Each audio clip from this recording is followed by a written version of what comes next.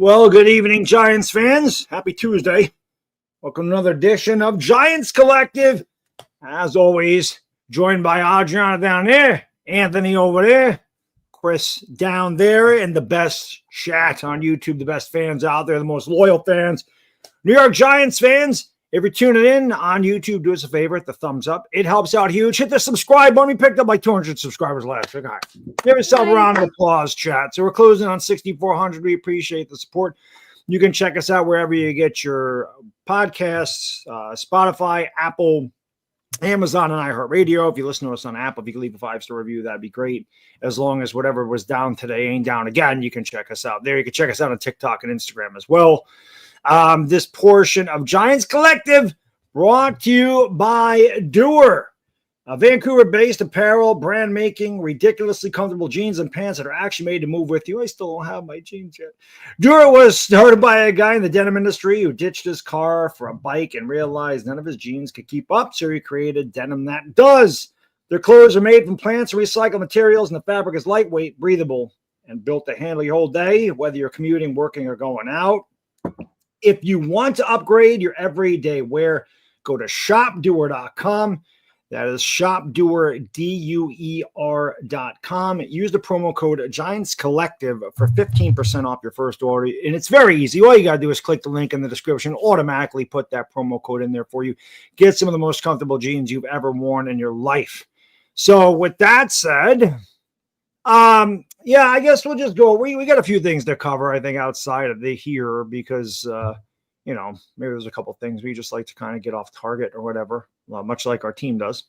Adriana, give us your thoughts about, obviously, Jameis Winston got the start. Mike Kafka had his first head coaching duties in the NFL. What did you think about the performance on Sunday? Better than I expected. Going into this game with Jameis and knowing what this Packers defense is like and Micah Parsons, I was definitely concerned about it. They're top 5 in the NFL. They're really good against the run. And I really felt like it was going to be a challenge for us to establish the run. So I was impressed. I mean, their defense was holding opposing teams' run games to 91 yards a game. We put up 142, putting up 20 points against this Packers defense. We did a lot of things right. And I really felt like, wow, this is way better than I expected. Because with this football team, you just never know what you're going to get. The only thing that is certain is that you're going to get a fourth quarter collapse from the defense. Other than that, it could go anyway. So, I was impressed that they kept it close. I feel like I liked a lot of what Kafka did. Two things that he talked about earlier in the week was being aggressive and being accountable. And he did both of those things right off the bat. So I like that he is a man of his word and he stuck with it. I mostly like the play calling. Again, they were good at establishing the run. And I thought that was really impressive against this Packers team. Isaiah Hodgins is a stud. Cannot understand why they didn't sign him earlier. Just absolutely stupid decision-making from the front office. What else is new?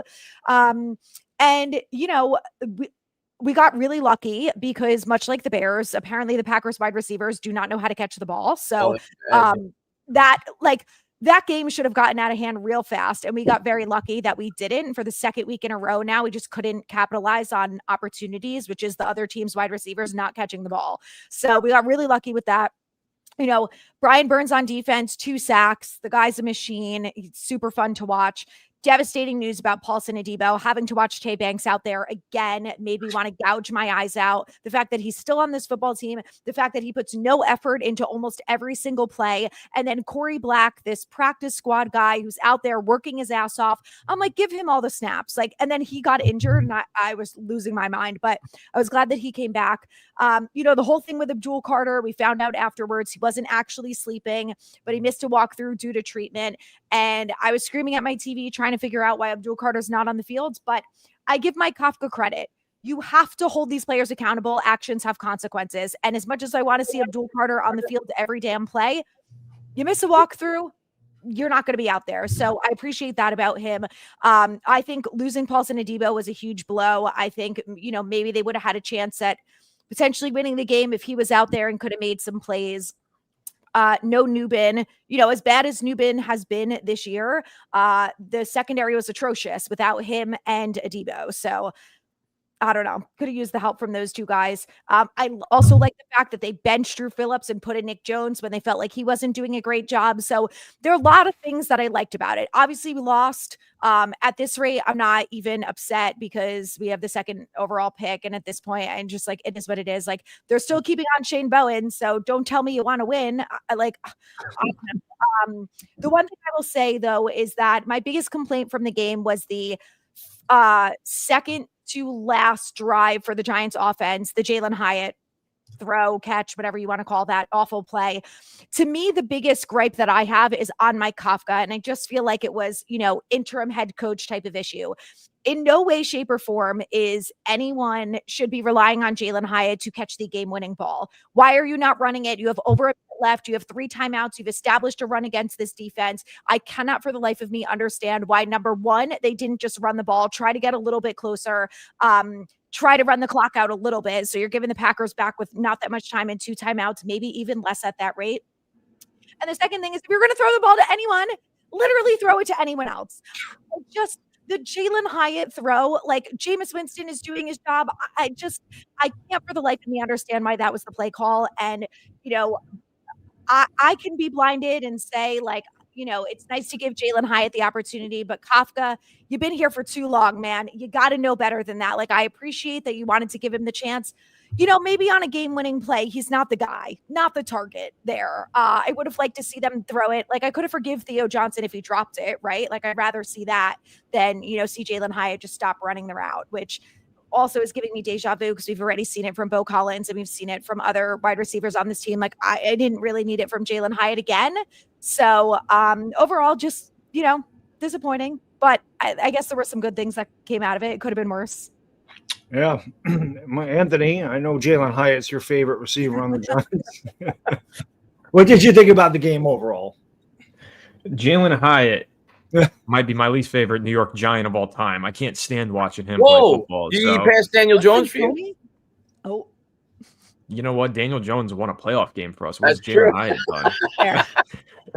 I got my gripes with DJ, but I mean, Jalen Hyatt, every time I watch him play, it's a drop, but he's also calling for a flag before the ball even hits his hands. I just can't stand watching him play football. But that was the one play. That was a stupid decision to throw to Jalen Hyatt in that situation. Like Adriana just said, she broke it down perfectly. So not much more else I can add to that. But the game as a whole, I drew a lot of positives from the game. I thought that the team did fight for Mike Kafka. I thought that the offense really fought for him. I thought that they looked more cohesive as a team as well. But I still think the issues on the defensive side of the ball are the same issues that we've always had. And I think what you saw was the offense fighting and rallying behind their offensive coordinator in this bigger position. And what you saw was the defense not rallying, not buying in and believing in their defensive coordinator that's been holding them back all season. And I don't think you see true and real change with this team, and you don't see real improvement on the defensive side of the ball until there's a new leader who's leading that defense. And to my understanding, Kafka's gotten more involved than Dable was in terms of leading the defense. He's sitting in on those meetings now, and he's trying to help a little bit more to get that defense on the same page. But I just don't think it's enough. I think what we see is that collectively, they don't believe in the guy who's leading them, and they don't want to play for him anymore. And that's why you have the lack of effort. That's why you have those give-up plays. That's why you have a defense that's super talented on paper, just severely underperforming. So Shane Bowen's got to go. I understand why Kafka maybe didn't want to fire him in his first week as the interim head coach. Makes sense.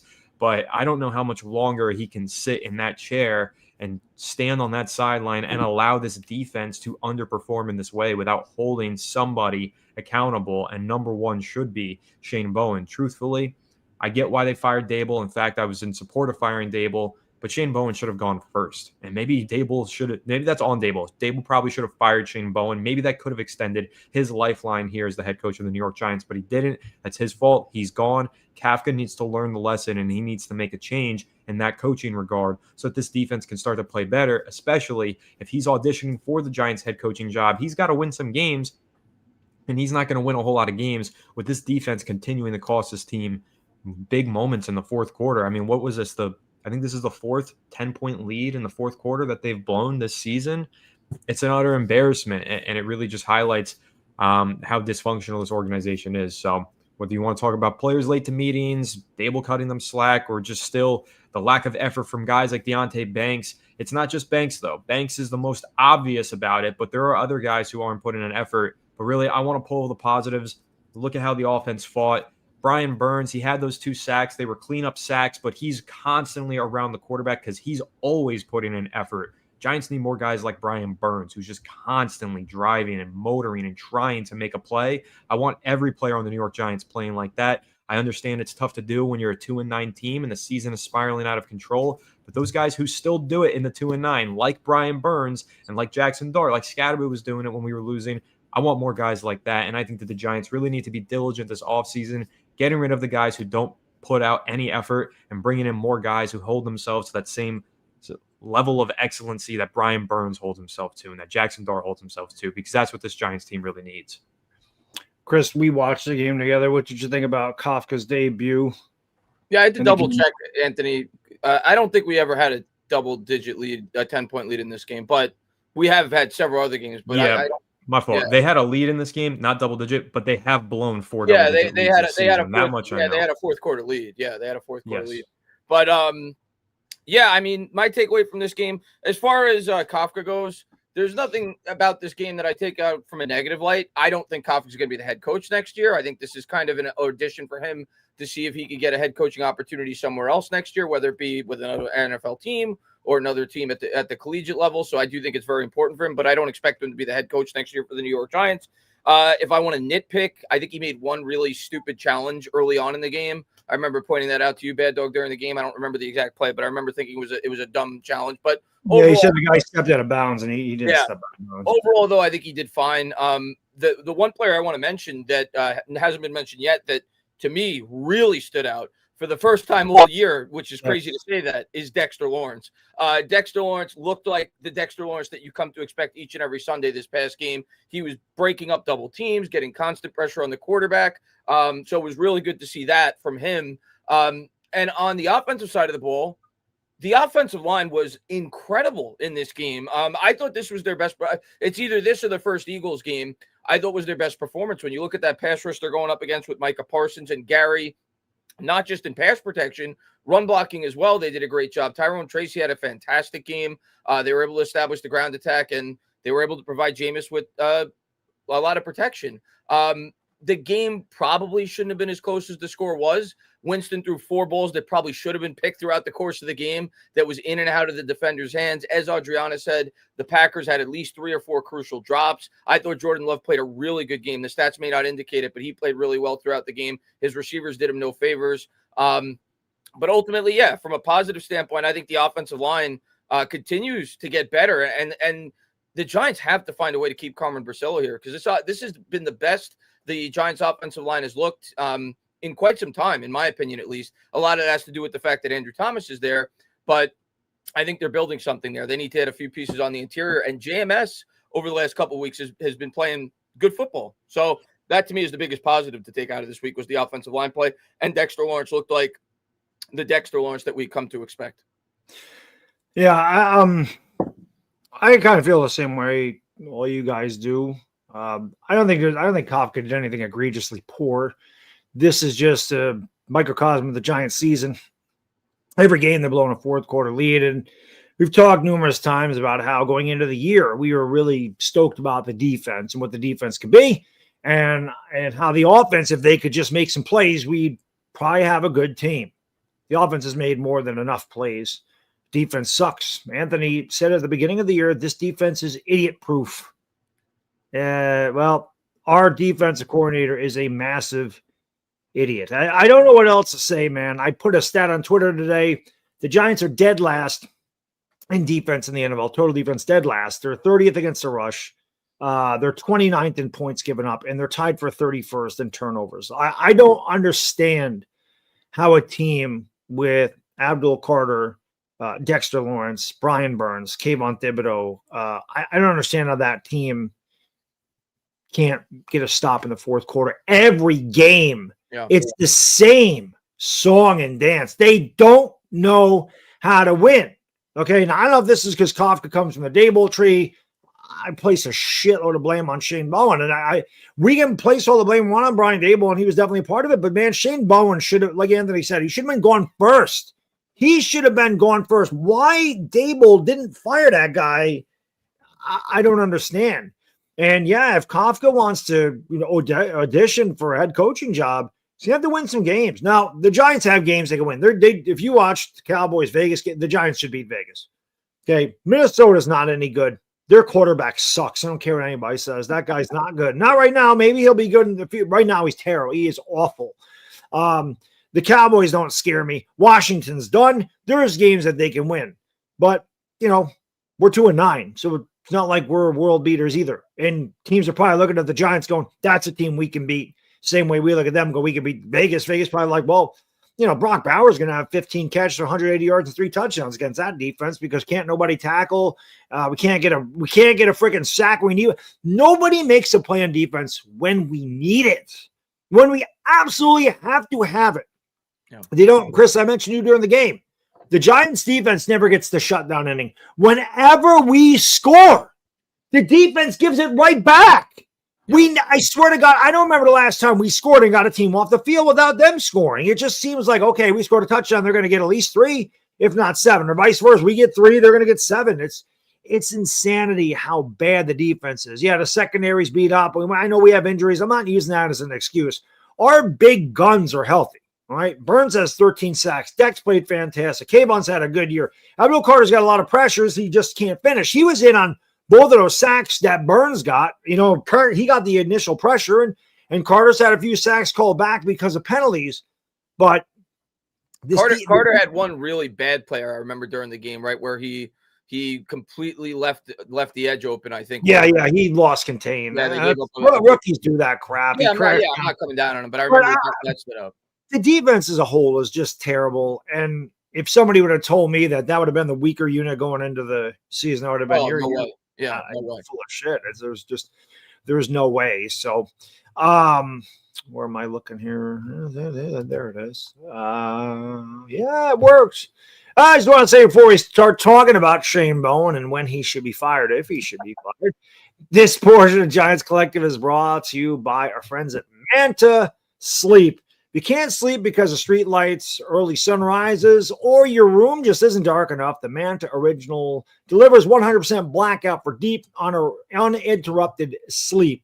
True 100% blackout blocks all light, even around the nose and sides for complete darkness, which is good because my nose is huge, so that's perfect. It has adjustable eye cups, soft memory foam cups that can be positioned to fit your face perfectly without any eye pressure. It keeps you comfortable all night and won't overheat. It fits all head sizes and stays in place throughout the night, which is good because, again, I have a very small head at 6 7/8 if you didn't know, so it works perfectly. The Manta Sleep Mask blocks every bit of light, so you get real uninterrupted darkness. The eye cups adjust to fit your face just right and never press in your eyes. Plus, a soft, breathable fabric keeps you comfortable all night long. Go to mantasleep.com. Use our promo code NYG to get 10% off your order. Again, the link's in the description. And trust me, this is perfect, guys. You put this on during the Giants' fourth quarter. This is how you want to watch the fourth quarter. And you know why this is the official mask of the New York Giants? Abdul Carter wore this. That's why he fell asleep and missed the meeting, because Abdul had his mask on without question. And Shane Bowen also calls the defense in the fourth quarter wearing this. So you can tell the Giants are big on these things, but they probably shouldn't wear them during work. So I wouldn't suggest that. But check out Manta Sleep. Get 10% off your order. And, let's talk about Shane Bowen. Anthony, is this guy going to get fired this year, or are they going to hold on to him? And if he does get fired, when do you think it will be? It's a little bit shocking that he hasn't been fired yet, and it almost makes me think that they're just not going to fire him this year since it hasn't happened yet. Maybe it just won't at all. But no, I think that, listen, they're about to play the Detroit Lions. The Detroit Lions are really good. I know that they just lost to Philadelphia. The offense didn't score. Philly's defense is insane. This feels like it's the perfect week for Detroit to just have a massive bounce back 50-point performance. And that's going to get Shane Bowen the boot for sure if that happens. So I think it could happen soon. You're going up against a high-powered offense. That running back duo, Jahmyr Gibbs, is insane. Jared Goff's playing good ball this year. Williams is starting to break out. We all know how good Amon-Ra St. Brown is. I mean, Detroit should have their way with this Giants defense, honestly, because they're so stacked in terms of receiving talent, and our secondary is so banged up and injured. The guys that we have starting out there should not be starting, like Banks and Corey Black. I mean, it's a rough unit for the New York Giants on the back end, and I think that the Lions might just take the top off the defense. Even as good as the pass rush can be, as good as Brian Burns has been, as good as Dexter Lawrence was last week in the game against the Chargers, how good he's been throughout his career, I just think it's going to be really tough for the secondary to match up against that receiving core. And so if they score a lot of points, I could see Shane Bowen totally getting the boot next Monday. I think he's on thin ice as it is. And I really think that the Giants are one bad defensive performance away from just finally relieving him of his duties. And we'll see if that does happen this Sunday. But if not, then I think the bye week maybe. It's also tough, though, because who's calling the plays in place of Shane Bowen if he gets fired? Marquand Manuel, he's the defensive backs coach / defensive passing game coordinator. I guess he's in line to take the job. He used to call plays for Atlanta, I think, in 2019 when he was the DC over there. But he's only been here for half a season. And I think when you look at him as the defensive backs coach and you look at how bad the defensive backs have been, do you really want that guy calling the plays? So there's not really a good replacement on this coaching staff. So I think that kind of complicates things too for the Giants. But what it really comes down to for me is leadership. It's clear that Shane Bowen's leadership is not resonating with the players. The players aren't playing for him. And if they lose another ugly one and Shane Bowen's to blame, the Giants need to find somebody who's a better leader to run that defense so that the players start playing with a little bit more effort. Chris, do you think Shane Bowen will be fired? And if he is, when do you think it'll happen? I mean, he should have been fired already. And I think Anthony said it earlier. Dable should have fired him probably 3 or 4 weeks ago. Should have been fired already. I as I said last week, I think the reason why Dable got fired in season has less actually to do with the team's performance and more to do with his handling of Jackson Dart and the way that he handled the concussion protocol. That's just my personal opinion on the matter. And obviously, the in-season, results didn't help.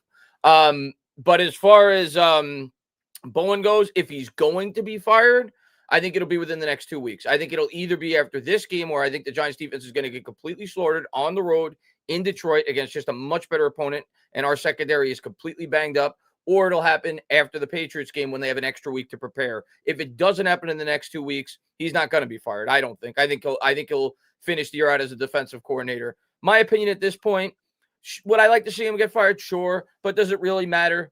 Not really in the grand scheme of things. There's 6 or 7 games left. We all know he's not going to be back next year.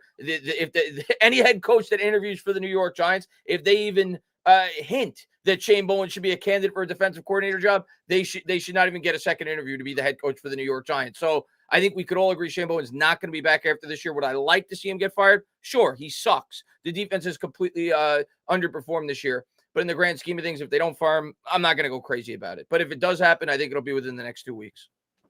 Adriana, what do you think? Is he getting fired? And if so, when? At this rate, I don't think they're going to, if they fire him in season, I think it will be during the bye, because I just think that part of it is that Kafka maybe feels like no one else is going to do a better job, or maybe he feels like he needs to give Bowen an opportunity to follow his lead. One of the things that Kafka said was he was going to be aggressive, and he was. And part of that was having the defense blitz. They blitz like 6% of the time, which is significantly higher than it has been in weeks. So I don't know if that's a part of it. Maybe he's like, I just need to get him to be aggressive and we'll see something different. But, if the defense keeps blowing fourth quarter leads, I don't know how you justify keeping him, aside from the fact that they must think no one else is better. But there's a 0% chance he makes it past, Black Monday. Yeah. But at this rate, it wouldn't surprise me if they kept him for the rest of the season. I don't really have any good reason why. I just think that if they didn't fire him at this point, why now? There's 6 games left. Like Chris said, we're probably going to get absolutely destroyed by the Lions on Sunday. So then you've got 1 game left before the bye. Like at that rate, is it really going to make that much of a difference? And then you've only got, I think it's 3 games left after the bye. So I don't know. In my mind, I'm just like, what's the point? You think that all of a sudden with an interim defensive coordinator for 3 or 4 games left, that the defense is just going to get it together? I mean, maybe they really hate Bowen, and that is the reason why they're playing the way that they're playing. Like, I don't know the answer to that, but there could be a possibility that if they promote someone from within for a couple weeks that maybe we see players be more involved. But at that rate, who cares? You've got 3 games left. The season's over. You're not fighting for a division. You're not fighting for a playoff spot. Like, it just doesn't matter at this point. And I know so many fans are like, I'm done with Bowen. I want him gone. And I get it. And I don't blame you. Like, he sucks as a defensive coordinator. But I'm just like, I don't even care at this point. Like, we're not, what is the point? Yeah. I'm just like, to me, it's irrelevant at this point because the season's over. Right. And we know he's not coming back next year. And it's not like you could say, kind of like what Anthony's theory was with Kafka. At least you get to see him for 6 or 7 games to see if he could be a head coach for you next year. Right. If you bring in an interim defensive coordinator, I'm of the mindset that Kafka's not going to be the head coach next year. So if you're going to bring in a new head coach anyway, you're not really, there's really no value other than if you think the defense is going to play better, which they very well may for the last 4 or 5 games, but there's no real value for next year. So if they fire him, I'll applaud it. He should have been fired 5 weeks ago. If they don't, it's like whatever at this point. That's what's so annoying to me is like, it was the same thing with Dable. Like, it just feels like it's too little too late. The same thing with Isaiah Hodgins. Like, okay, bring him back now. Like, yeah, he'll help Jackson Dart, but you guys could have done it the day that Malik Neighbors went down when you actually had a chance at winning football games and fighting for anything. The division sucks. It sucks so badly. It's just so frustrating to me that it seems like so much of the moves that they make are reactive and not proactive. And I'm just like, yeah, I'm glad Dable's gone. But again, it all feels too little too late to me. Like, okay, Dable's gone. Great. Like Chris said, I agree with you. I think it has more to do with Jackson Dart's injury than anything else. But again, like, the season's over. I don't really care. Like, I'm at this point, I'm just like, keep losing and we'll have the 2nd overall pick and we'll go to Pittsburgh and be excited about the draft for the fucking 5th year in a row because it's the only thing to be excited about. Yeah, I want him fired. I want him fired. I don't give a shit. I want him fired. The fans deserve their pound of flesh for putting up with this bullshit all season long. If you're going to fire Dable, then you might as well fire Shane Bowen. And I understand Kafka is the interim head coach, and they want to see if he can be a head coach, and that's fine. But I also want to see if Shane Bowen's got a lot to do with the failures of the defense, a guy like Abdul Carter. Is this Abdul Carter just not what we think he is? Or is this Shane Bowen's scheme? Why Dexter Lawrence regress? What about these guys in second? We know Deontay Banks is a lost cause, but Banks looked decent when Wink Martindale was here. Tyler Nubin regressed. Everybody regressed on this defense. They probably hate the guy. I want to make my players happy. And if it's obvious that they're just going through the motions out there, this is the first time we saw Dex have a little fire. Maybe that's because he didn't get along with Dable. Who knows? And yeah, it might not make a difference at the end, but that's the whole thing. It doesn't make a difference. So get rid of the fucking guy. We lost 4 10-point leads in the 4th quarter. This asshole should have been in the unemployment line after Dallas. How we blew that is beyond me. And then you do the same shit, just worse in Denver. You blow a 26-8 lead with 5 minutes to go, and your rookie quarterback against that defense in that stadium put up 5 touchdowns, including the game winner with 30 seconds to go. And Bowen still, it's almost like he tried to lose. Because I'm sitting there going, there's no way in hell he's going to do this again. There's no way in hell he's going to drop Brian Burns in his own coverage instead of blitzing him at the end of a game. Right? No, of course he does. Of course. And then the Bears, same thing. We shut them down the whole game. 55 minutes, they can't do shit. Last 5 minutes. Hey, guys, go ahead. Here you go. Ole! Just walk right on by. It's frustrating. Fuck him. Get him the hell out of here. I think most fans, it doesn't matter if we don't win another game or we win every game. Fans deserve to see that guy fired. If anybody was the reason the Giants are 2-9 more than anybody else, it is the defensive coordinator that fucked up 4 or 5 games this year. That's true. Because again, if we close out the 3 games we definitely should have closed out, we'd have been 5-5 going into that game on Sunday. I agree with you. I'm rooting for him to be fired. To me, it's just at a point now where it's like, how much does it really matter? It makes me feel good. It makes this about me. At most, you're going to see another defensive coordinator for 5 games because he's obviously going to be the DC this week. So it's like, I don't know. I don't really see a ton of value at this point because the season's done with. I can't look at him anymore, Chris. Like Anthony said, he can't look at Jalen Hyatt. Adriana can't look at Deontay Banks. I can't look at Shane Bowen anymore. I can't look at a guy. I can't. I'm going to knows. Every time he comes on camera, I'm going to put this Manta mask on, and I ain't going to see him. I ain't got to worry about it. I can't stand Shane Bowen, man. I swear he's the worst defensive coordinator I've ever seen in my life. And we've had some bad ones here, but he is terrible. With the talent that's on this team, it's crazy to think that we can't get out of our own way. That it's just at the bottom, if not dead last, in so many defensive categories. And it's not because the offense is turning the ball over. We're going 3 and out all the time. It's not even that. We said the offense can do anything. The defense can be fresh. The defense is going to dominate. It's been like the complete opposite. The offense had to pick the defense up all freaking season. It's insane to me that that's the way it went down. Speaking of defense, Abdul Carter, Abdul Carter, not having the best season. Not a terrible year in my opinion. It's not terrible, but it's not great. Supposedly fell asleep, whatever the hell the reason was. He said he was in therapy or whatever was going on. He was late to meetings and he got benched to start. What is your thought on that, Chris? Yeah, I read the story, at least that the Post dropped, and it said something about he didn't fall. So I know that there was the initial thought. I think he from what I read, Kafka changed the Friday morning routine that the team hadn't been doing all year, and Carter hadn't heard about it because he was in I guess wherever that rehab thing was. I don't know all the correct terminology, but where he was, a lot of the people weren't, so it was kind of away in the facility, so he wasn't made aware of it.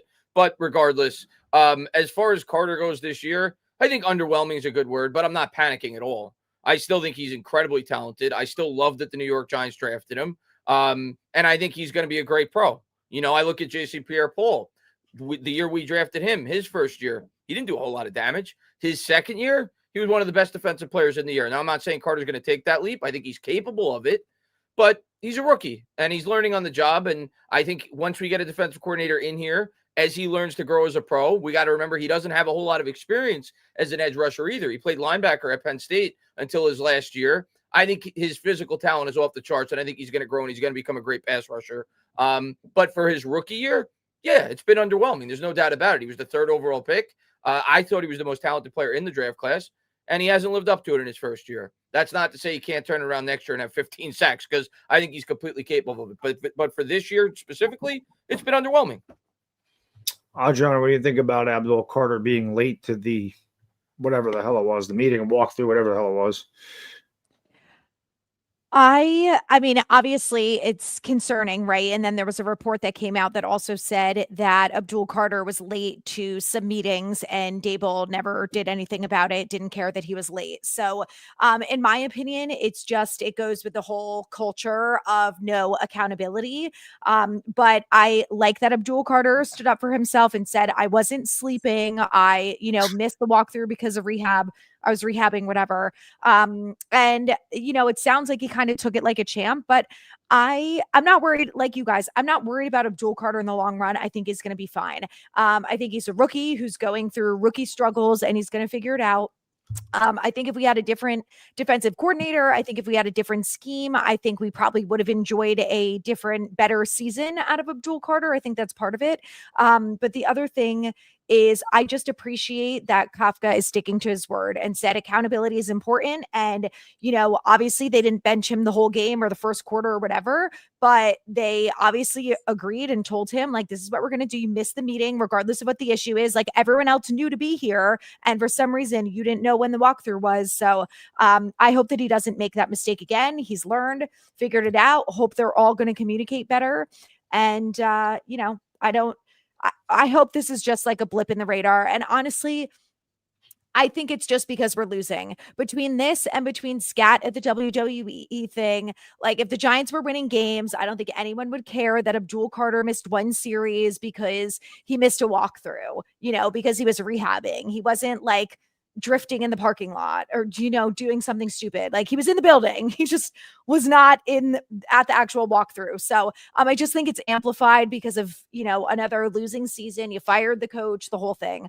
But I'm just happy that Kafka is having some accountability. And that's one of the things that to me is really important about whoever they bring in as the next head coach. Anthony, what were your thoughts about the Abdul Carter situation? Well, when I heard that he was napping during the meeting, obviously I thought that was kind of ridiculous and I was frustrated by that. But he's come out and said that he was getting treatment and he was having red light therapy. And I think that's more understandable. His explanation of it with the meetings kind of shifting around, the schedule changing because of the new head coach, that all makes sense to me. But there are reports, I think it was Dan Duggan of The Athletic, who I think is a pretty trustworthy reporter. I think he put out there that there have been several meetings that Carter's been late to throughout the season. Carter says that's not true, but what's Carter going to say? Of course he's going to say that's not true, even if it is. He's going to protect his image. That makes sense. I think at the end of the day, though, like Adriana said, the New York Giants, they're losing a lot of football games. Everything's under a microscope. Every mistake that they make, it amalgamates. You know, you look at one issue, you look at one off the field thing, it just all looks worse because the team is 2-9. So Abdul Carter, at the end of the day, he doesn't have any sacks. So when you look at the situation at hand, you're like, well, how do you have no sacks and you're not going to the meetings and you're not working harder to get better? Doesn't mean he's not working harder to get better. It doesn't mean that he's not out there playing good football, because in my opinion, he is. Yes, I'd like the production to be better. He's had about 4 sacks wiped off the board due to holding penalties and other crap.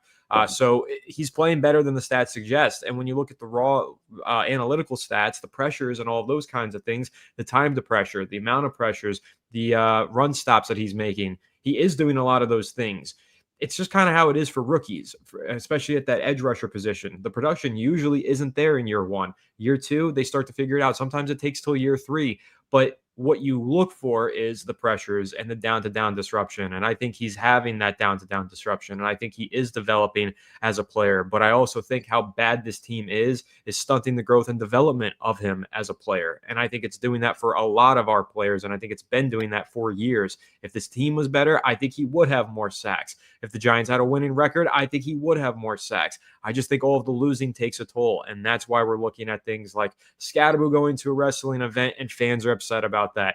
These guys are people too. They're not just football players, right? They have a life. Carter's got to get his treatment. He's got to treat his body right in order to play on Sundays. Cam Scadaboo, he's dealing with a gruesome injury. That's definitely hurting him mentally. At the same time, he's trying to enjoy his life. Let him enjoy his life. Let these players also be people. I think that's really important. So while I want there to be accountability and I want the New York Giants to hold a guy like Abdul Carter accountable and make sure that he's at those meetings. If he was at those meetings and the media is running a narrative, that's not cool either. The Giants just need to win more football games, though. That's what's going to heal all of this. Winning heals everything. And unfortunately, the Giants lose so much that all of these problems just look so much worse than they probably really are.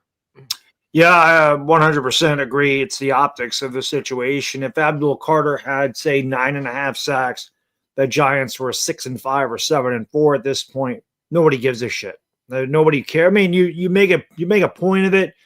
I like that Kafka did actually hold him accountable. Good for Kafka. I mean, listen, last night, both George Pickens and CeeDee Lamb set out the first series too. So it's not like this doesn't happen.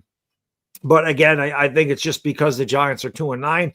Everybody looks for anything, especially in this media market with social media and everything else. People are just looking for a reason to dog these players. People, when the Giants are 2-9, the media has a hard time talking about the Giants because there's nothing positive to say. So they need clicks. They need people to read their column. They need something. So what's going to draw attention? Oh, Abdul Carter's missed all these meetings. Oh, Cam Scadaboo's at WWE. Well, the wrestlers folded like the Giants defense in the fourth quarter. Scat can handle himself. Scat ain't worried about shit. Scat, get in there. Scat would have done a moonsault off the damn top of the steel cage. Put him in a Hell in a Cell. Fucking who cares? Wrestling's fake, man. Do you think the Giants would have signed off on that if they thought it was really going to hurt him? All he did was shove a guy. That's it. Okay, so again, I don't think it's a big deal at all. If they were winning football games, this would not be a big deal at all.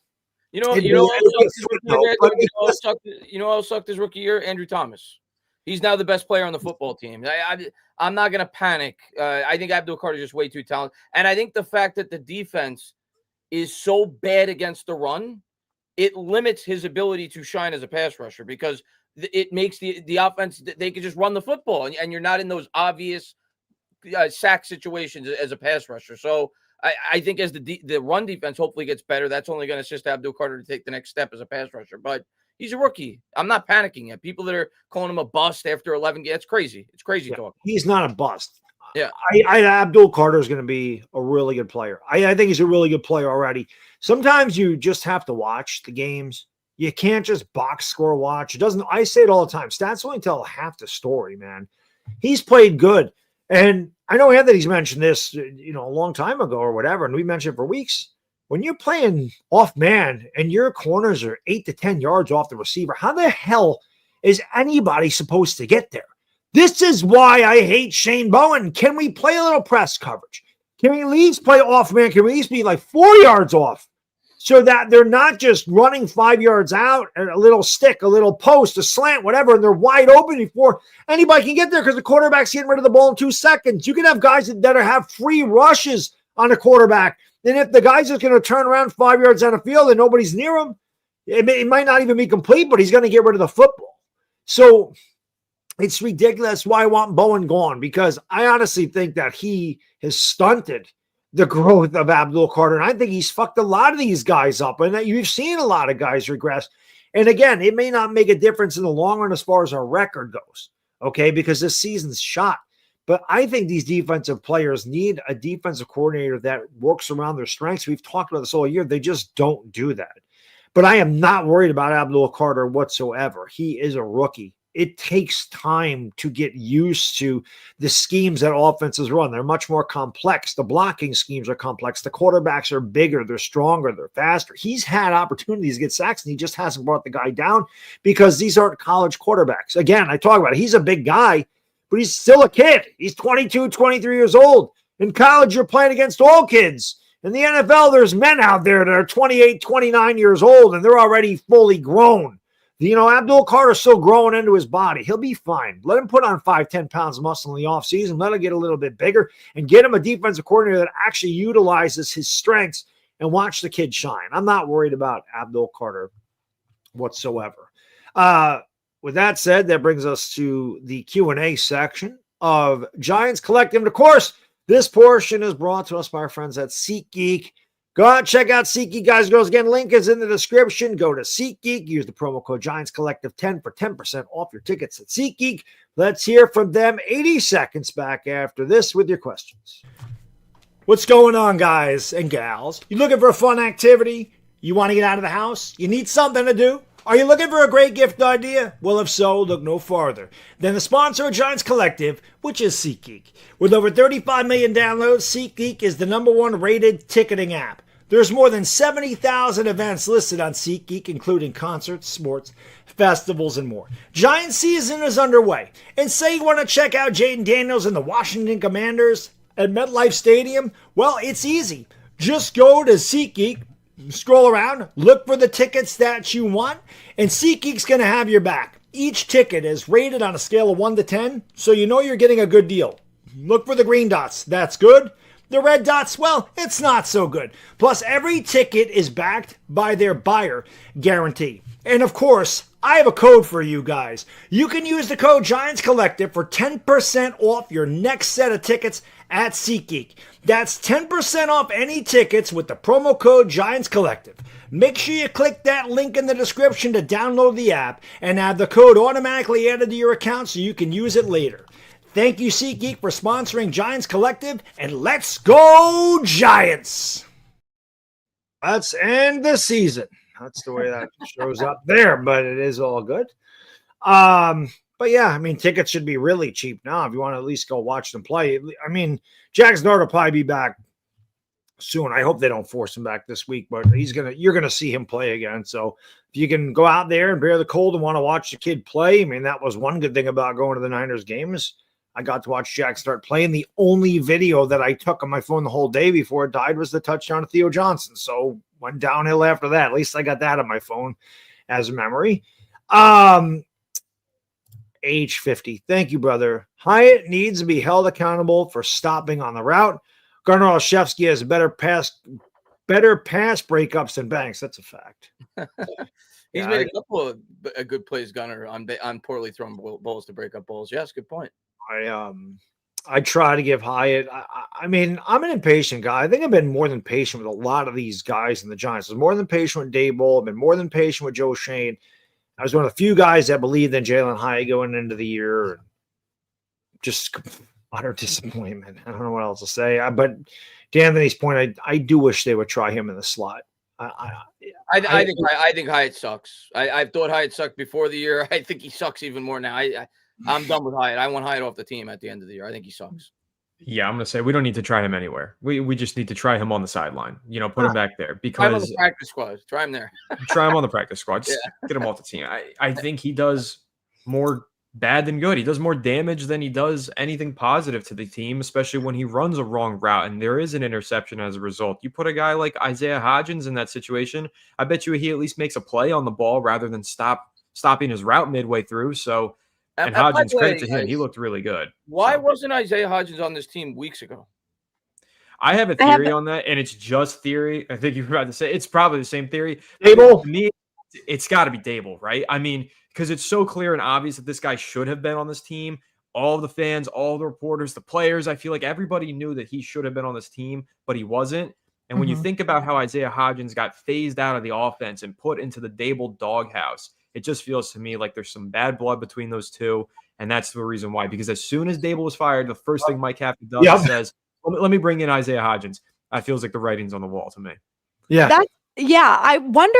I was trying to think back, though. Like, I don't remember any reports coming out that there were issues between the two of them. Does anyone else remember? But it's the only thing that makes sense. And I think that's a common theory going around, is that there had to be some sort of issue between them. Because, like Anthony said, the second Dable's gone, they bring him back, and everyone was screaming about Isaiah Hodgins, who's only been on practice squads, easily could steal him from the Niners or the Steelers like they did. It just makes no sense.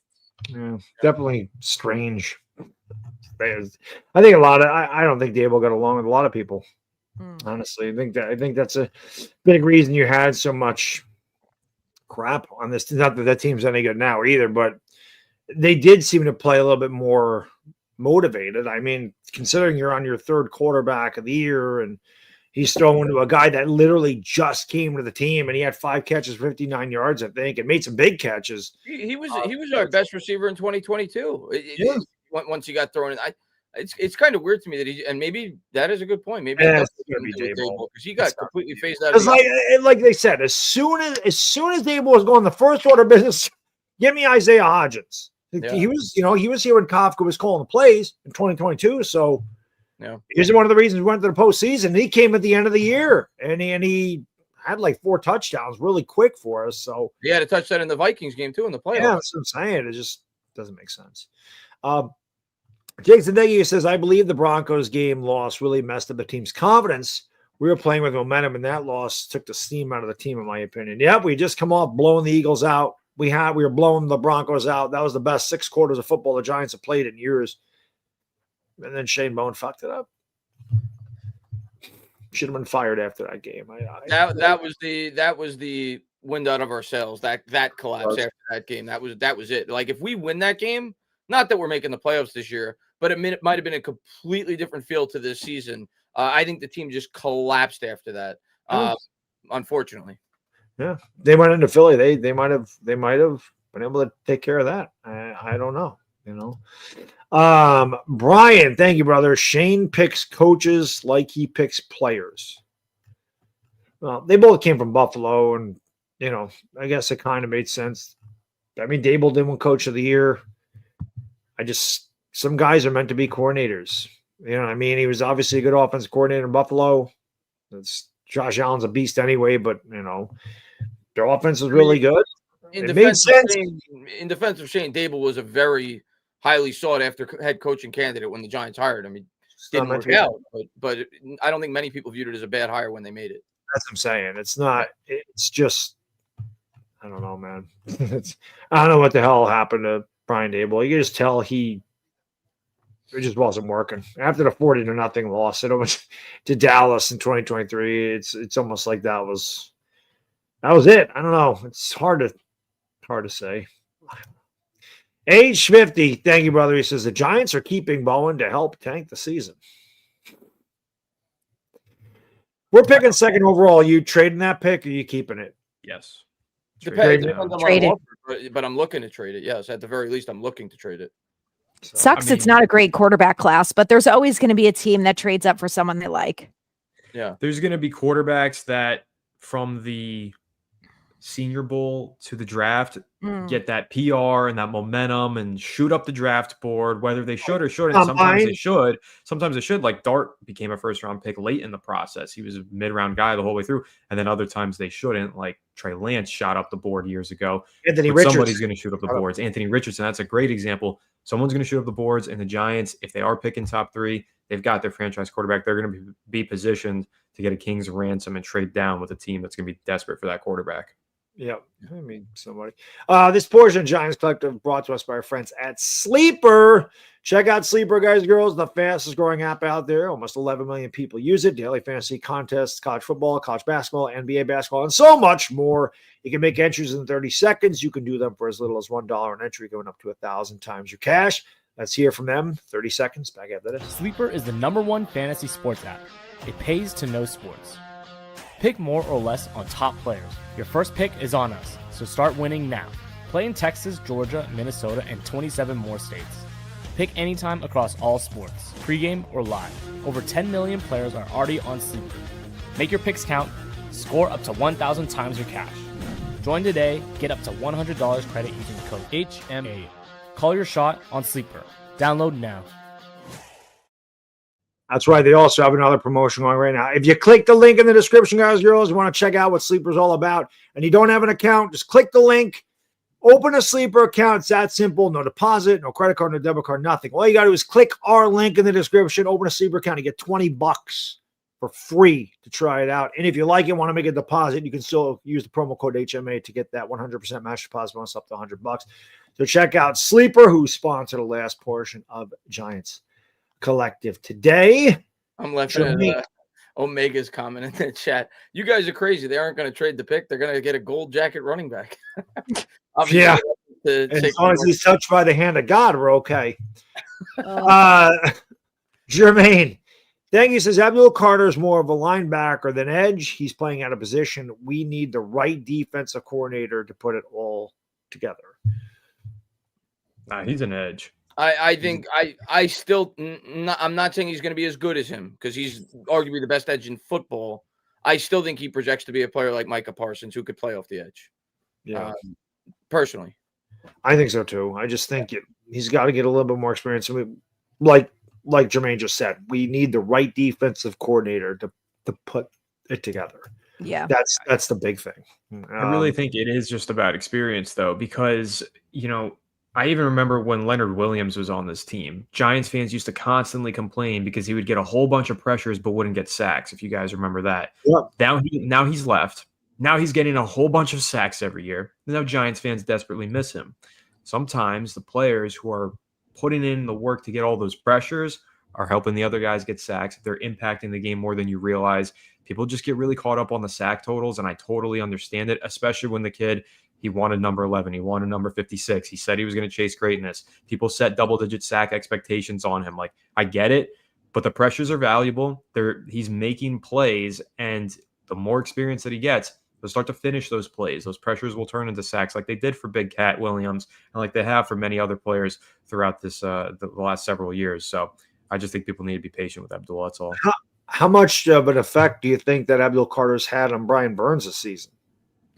I think tremendous, especially because he's not only rushing from the edge. A lot of the times, like people have complained about maybe Dexter Lawrence isn't getting a lot of pressure through the interior. I think that Abdul Carter is making up for a lot of that lost pressure that Dexter maybe isn't getting because he's doing all those stunts where he's rushing from the edge and then twisting inside, or sometimes he's literally lining up in the A gap and putting up more pressure on the guards and the centers, and that's leaving one-on-one opportunities that otherwise wouldn't be there for Brian Burns. Brian Burns is getting way more one-on-ones than a player of that caliber should be getting, and he's taking advantage of it. And I really think that's just kind of a numbers game.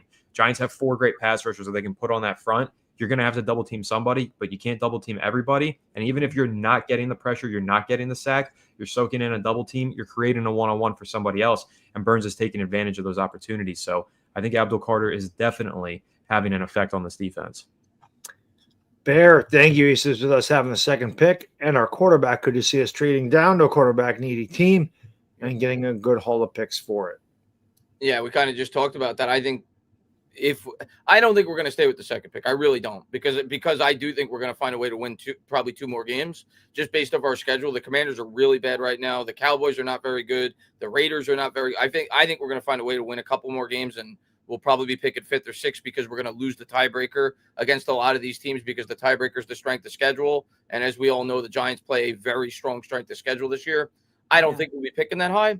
But yes, as we all said earlier, if we're picking number 2 overall, they have to be picking up the phone and trying to trade out of that pick because we have the quarterback.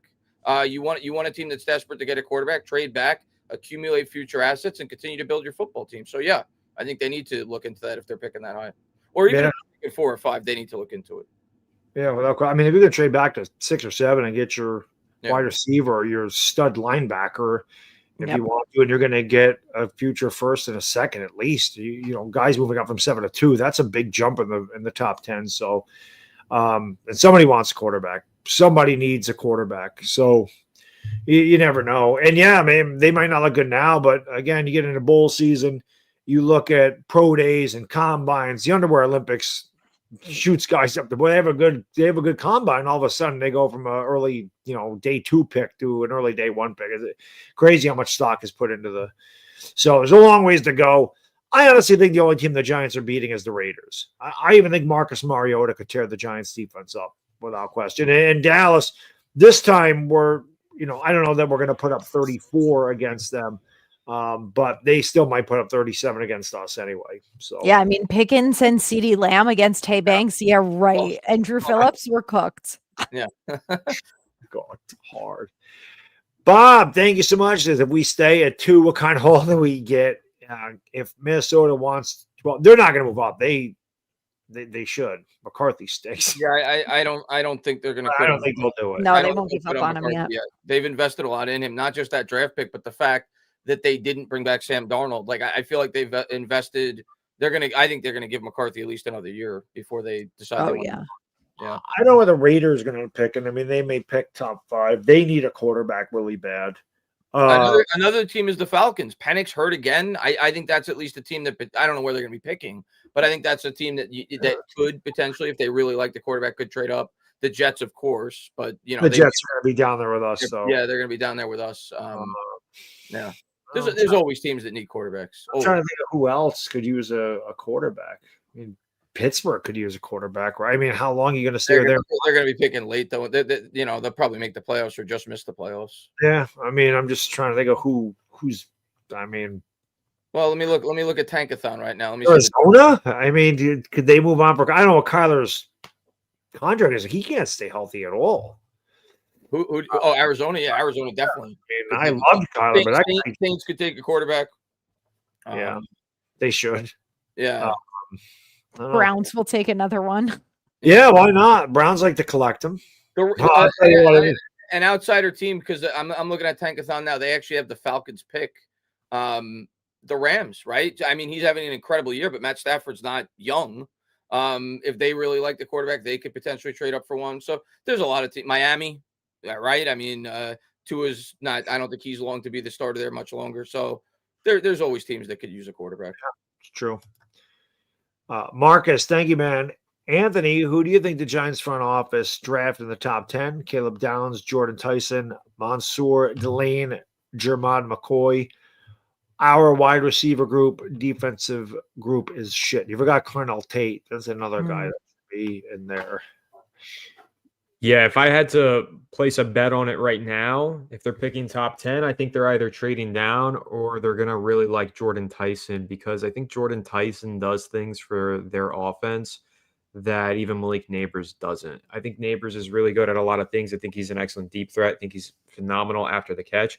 I think Jordan Tyson has a lot more size that he plays with. Neighbors is a big dude too. I mean, he's built like Jamar Chase. They have like the same measurables, and Neighbors can go up there and make some contested grabs, but I think Tyson might be arguably even better at it. And I think also Tyson's allegiance with ASU and Cam Scatterbo, I think that's something that they'll be interested in too. Just adding good culture guys, which is what Tyson seems to be. He seems like, to me, the early favorite for the New York Giants. I think he would be perfect fit in this offense. Give Jackson Dart a big body to throw to and another playmaker. And I think that's where their priority is going to be, is giving Jackson Dart a playmaker to 100%. pair with Malik Neighbors, especially considering Neighbors is coming off of a pretty severe injury, and so is Cam Scatterboot. So playmaker is going to be priority number one, and I just think Jordan Tyson's going to fit their offense really well.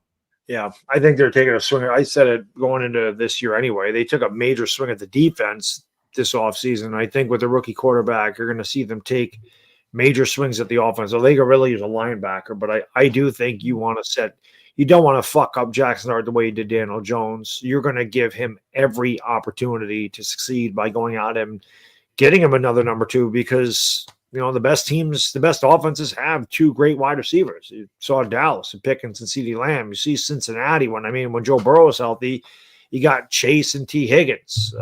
Philadelphia's got A.J. Brown and Devontae Smith. I mean, it seems like they all got two really good receivers. Minnesota doesn't have a guy that can throw him the ball, but Addison and Justin Jefferson are pretty damn good too. So you got Nakua and Devontae Adams. There's a lot of really good tandems out there, and all these teams you mentioned outside of maybe Cincinnati and Dallas is kind of hanging on the edge there, but they're playoff teams. So I think they're going to go wide receiver in the first round if I had to guess. But yeah, it all depends on what we do leading up to it. Though I could see them trading for an established receiver, or that costs a lot of money, man. Yeah, I'm just saying. I agree. Right now, if I had to pick, I would say wide receiver, but it's not a lock by any stretch of the imagination. But I definitely think that's what they're going to prioritize: helping Jackson Dart as much as they possibly can, especially when Neighbors is probably not going to be the Neighbors that we know and love early on next year. So that's going to incentivize them even more so to get a 1A opposite Neighbors. So yeah, I definitely think we're taking a wide receiver. If not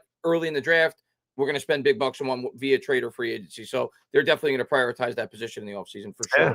When you got a guy like Jackson Dart who accounted for 17 touchdowns and 7 starts, throwing to, like I said, little Jordan Humphrey and Bo Collins and Jalen Hyatt. It's pretty impressive how many drops those receivers have had on him. And Jackson Dart's going to be really freaking good. I love putting shit on Twitter just sometimes to get under people's skin. And one of my favorite things about Twitter is people don't really know if I'm being serious or if I'm trolling. So I always like to see the reaction because I know when I'm actually trolling and when I'm being serious. And people usually can't tell the difference. That's one of my favorite things about that. Like when I throw out there Jackson Dart's a top 10 quarterback. Was I being serious or was I joking around? People don't know. So this is a terrible take, you retard. That's horrible. Blah, blah, blah. And then, of course, I go back and I'm, why? Name me 9 quarterbacks better than him. Or name me 10 quarterbacks better than him. You can't. Who's the best quarterback in the NFC? You got to get rid of one of the quarterbacks in the NFC East. Who is it? I love doing crap like that. Twitter's fun for me. It's entertaining. I wouldn't say he is, but I think it's fair to say he's going to be. I think he's at least trending that way. Was I being serious or was I being facetious? Nobody really knows. Probably a little bit of both. A little bit of both. There you go. He's played. I feel like when he played, I think he's played well enough to say that he's capable of being a top 10 quarterback at the very least. Yes. 17 touchdowns in 7 games is a lot more than some of the top quarterbacks had. And that's just a fact. It's true. So, and again, look at what he's playing with compared to the other quarterbacks. Yeah. He might be a top 10 quarterback. He's played well. I love him. Just get down, Jax. Don't know when to take a hit, know when not. That's my biggest worry. And I know I know Anthony loves that. He loves that he uses his head as a projectile, but that's my biggest worry with Jackson Dart. I like he just needs to pick his spots. Yeah. 4th and 2, go for that shit. 3rd and 14 when you're 7 yards from the first down marker, he's up. That's exactly right. And I don't know if I love that he uses his head like a projectile, but I love that he plays aggressive. Yeah. Playing aggressive is important. First. Right. He emulates Cam Scatterboot. He can't do that. Yeah. Like I said, I don't remember which stream. It was a few episodes ago. Some quarterbacks take classes to learn how to take hits and how to fall better. Like Tua Tagovailoa cut down his injuries and cut down his concussions by, I think it was Taekwondo something. Jackson Dart needs to learn how to protect himself better. You can play aggressive. You can be super aggressive. You can run through people, but you got to learn how to run through people. And the way he was doing it in college, you can't do it in the NFL. but I don't want him to lose his aggression. It's what makes him him. It energizes the team. It's super important to fight for those extra reps and to prove that every rep matters, every yard matters. You don't have a lot of players on the Giants playing like that right now. You had Scatterbo, you had Dart, you got Burns, like I said, but there's a lot of players who they'll comfortably go out of bounds to protect their body. I get it. You should protect your body, but you should also fight. And I love that Jackson Dart. I love. If I was a player on the team, I would love it. Leadership, putting your body on the line. But long term, I don't want my quarterback, especially when you're built the way he is. He's not built like Josh Allen. He's not 6'5", 250, built like a linebacker. But he is built like Mahomes. He's 6'2", 225. Mahomes does that shit too. Mahomes does that better than anybody else, in my opinion. He protects his body, but he lays hits. He's really good at it. He should study more Mahomes because that's exactly what it is. There's an element to fighting for that extra yardage. What it really is Jackson Dart needs to learn how to fall forward for yardage and pick and choose when to fall forward, take the hit, fall forward. But he really likes to take the hit and try and keep it running. And that's where he gets into trouble because he likes to hit somebody and expect to stay up. And that keeps him upright. That puts his head in like a disadvantageous position. But if he would just put his shoulder down and fall forward for a couple of yards, I think we'd all feel more comfortable with that strategy than trying to literally run through safeties and linebackers. I think he'll get better at it. I'm confident in that. I just hope it happens soon. Yeah. Jersey Bowl thing, he says Tiki nailed it on Bowen. Sure, he was aggressive, but it's way too predictable, and teams pick it up. Spencer Rattler called him out on it week 4. Yeah, I don't think he's aggressive at all either. I think he's super plain. He doesn't blitz a lot. He sits in that off-man coverage. The cornerbacks are 10 yards off the line of scrimmage. They don't press. It doesn't look aggressive enough to me. Yeah, he was aggressive at times, not when he needs to be, though. He's way too complacent, way too scared. Scared money don't make no money. And we haven't made any money this year. We haven't gotten any wins this year. You bet against the Giants to make money, I guess. It's a good way to make it. Jonas Bolt, thank you again. Do you all think if we keep Kafka, it would be hard for him to change this culture as he's part of the Daboll staff? I don't think so. I mean, I think even with a couple things that we've seen him do already, the fact that he said, I'm taking over and this is how I'm doing things. I'm changing, whatever the walkthrough was on Friday. He changed the off day from Tuesday to Monday. He, said he benched players, which is unheard of under Brian Daboll, no matter how poorly they're playing. And he made Abdul Carter sit for missing a meeting. So I think, I don't think he's afraid to make changes and do that. Brought in Hodgins. What? Right. He brought in Hodgins. Yeah. And he made Russell Wilson the third string quarterback instead of Jameis. Like, he definitely, I think, is doing whatever he can to try to prove that he's a good head coach. And obviously the jury's still out on that, but I don't think so. I think, if they decide to make him the head coach, I think he's going to have full autonomy over everything. He's obviously going to be able to bring in whoever he wants as defensive coordinator. We know he still has a good relationship with Wink. And I think, obviously we're not in the locker room, so it's hard to really tell, but I feel like a lot of the players' quotes about Kafka were very positive. They talked about how he was very calm, how he's chill on the sidelines. And I just feel like, without outwardly saying it, I think they like Kafka and think he's a good addition right now for the interim coach. So I don't know. I don't think that would be an issue. I think that players would buy in. And I think it also proves, like, the fact that they brought in Hodgins right away kind of, I think, is proof for some of the current players. Like, we can't, whatever happened in the past, like, I'm not worried about it. We're going to focus on moving forward. Fire Shane Bowen. And this is me just speculating, but I don't think Kafka likes Brian Daboll. Brian Daboll took away Mike Kafka's play calling in 2023, like 3 games in, mid-game against the Arizona Cardinals. I think that Kafka stayed here because he knew it would look bad in his career if he got fired, and he wanted an opportunity to continue to progress as an offensive play caller here. But I don't think he really he got along with Brian Daboll like every other coach on this team, it seems. I don't think that would be an issue at all, him potentially changing the culture just because he was an assistant under Brian Daboll. I just don't think he's going to be the head coach. I think they're going to go with a more experienced guy next year. That makes sense. Well, with that said, that brings us to the close of another edition of Giants Collective, as always, want to thank you guys and girls for tuning in. If you could do us a favor, you haven't done so, hit the thumbs up and subscribe because it helps us out. You can check us out on TikTok, Instagram. You can check us out on wherever you get your podcast, Apple, Spotify, Amazon, and iHeartRadio. Want to give a big shout out to the sponsors of Giants Collective, and there's 4 of them. Check out Doer Clothing. Check out Manta Sleep. Obviously, Sleeper and SeatGeek as well. We appreciate them. We appreciate you guys and girls. Got one more under the wire. I got Tudo. Grazie, paisano. Grazie. He says, massive respects to New York Giants Collectives and all Dire Giants fans across the pond. Greetings from our Italian national rugby team, currently in South Africa. Tudo, I'd be happy that fat fuck Dumbo is finally gone. So good to see Tudo. And under the gun, I think Blue Badger's got a good comment. I get what some are saying about being calm on the sidelines, but the 2 most winning coaches for us, Parcells and Coughlin, were not calm. I don't think there's a different era. I don't think there's a perfect science, Bad Dog. I think you can have success being depends on the players, man. You know, one way or the other. At the end of the day, you have to gain respect in the locker room, and I don't think there's a perfect formula. Like a lot of people say, oh, you can't hire retreads, or oh, you can't hire college coaches. No, there's no perfect formula. Sometimes you hit, sometimes you don't. I don't think the demeanor of the head coach is going to be determine whether or not he's a successful head coach with the New York Giants. Tom Coughlin was a tyrant, and then he softened up and they won 2 Super Bowls.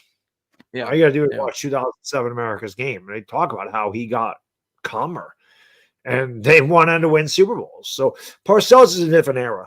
The 80s is a different era. Players aren't built like that anymore. They can't take it anymore. They make way too much money, and a lot of them are divas, and they all complain because everything is stat driven. They all want these big contracts. It's all about money. Not that they didn't want to get paid back then, but 1986 is different than 2025. Well, back then, that was before free agency too. So you kind of built a program over the course of 8 9. In today's day and age, you have a new team every 2 or 3 years. It's like I said, the era is totally different. So yeah. Anyway, guys and girls, we always appreciate you tuning in. We will see you on Thursday for Adriana, Anthony, and Entertainah. It's been Dave Dizzle. Enjoy the rest of your Tuesday. We out. Bye. Later.